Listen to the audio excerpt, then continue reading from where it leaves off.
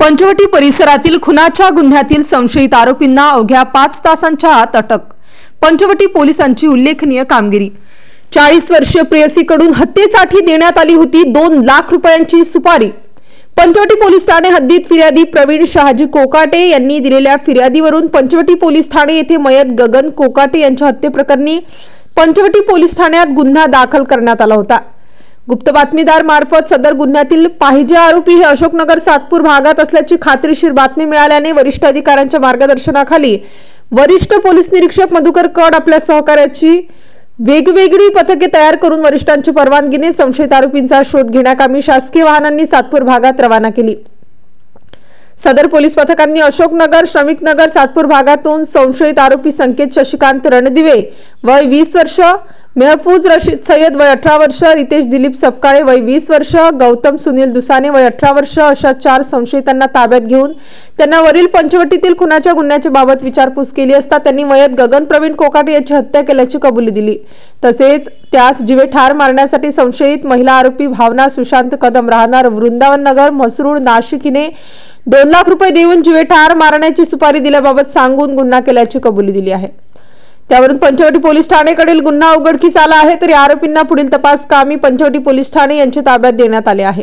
या संशयित आरोपींना पकडण्यासाठी वरिष्ठ पोलीस निरीक्षक मधुकर कड यांच्या मार्गदर्शनाखाली पोलीस उपनिरीक्षक चेतन श्रीवंत, गजानन इंगळे, रवींद्र बागुल, पोलीस हवालदार प्रवीण वाघमारे, विशाल काटे, नाजिम खान पठाण, प्रशांत मरकड, देविदास ठाकरे, महेश साळुंके, प्रदीप मजदे, शरद सोनवणे, धनंजय शिंदे, योगीराज गायकवाड, रमेश कोडी, राजेश लोखंडे, पोलीस नाईक विशाल देवरे, मिलिंद सिंग परदेसी, पोलीस अंमलदार विलास चारोस्कर, नितीन जगताप, अप्पा पानवड, मुख्तार शेख, राम बर्डे, अमोल कोष्टी, जगेश्वर बोरसे, समाधान पवार, महिला पोलीस अंमलदार अनुजा एलवे, रोहिणी भोईर, पोलीस उपनिरीक्षक किरण शिरसाट, पोलीस हवालदार सुकाम पवार तसेच पंचवटी पोलीस ठाण्याचे सहाय्यक पोलीस उपनिरीक्षक संपत जाधव, पोलीस हवालदार कैलाश शिंदे, महेश नांदुर्डीकर, सागर कुलकर्णी आदी पोलीस अधिकाऱ्यांनी आणि कर्मचाऱ्यांनी परिश्रम घेत खुनाच्या गुन्ह्यातील आरोपींना जेरबंद केले। मागचे बंद करायला होते। प्रवीण शहाजी कोकाटे राहणार वृंदावन नगर हे आमचे पोलीस खात्यातील सहाय्यक पोलीस उपनिरीक्षक म्हणून नाशिक पोलीस दलातून रिटायर झालेला आहे। त्यांच्या फिर्यादीनुसार आज त्यांचा मुलगा गगन प्रवीण कोकाटे वय 26 वर्ष याचा मेरी कंपाऊंड बिल्डिंग नंबर 3च्या जवळ रोडवर खून करण्यात आला होता। त्यानंतर त्यांच्या फिर्यादीवरून खुनाचा गुन्हा दाखल करण्यात आला होता। तपासामध्ये असे निष्पन्न झाले आहे की जो मयत आहे गगन कोकाटे याचे त्यांच्या शेजारी राहणाऱ्या एका स्त्रीशी काही संबंध होते। त्या संबंधातून त्यांची ओळख वाढली होती आणि त्या ओळखीतून त्यांचं आपसात जास्त जवळीक आली होती। त्यानंतर तो त्रास द्यायला लागला असं तिला भासायला लागलं। त्यावरून तिने काही लोक हायर करून म्हणजे त्यांना 2 लाखाची सुपारी देऊन टोटल त्याचा काल रात्री खून करण्यात आलेला आहे असं तपासात निष्पन्न झालं आहे।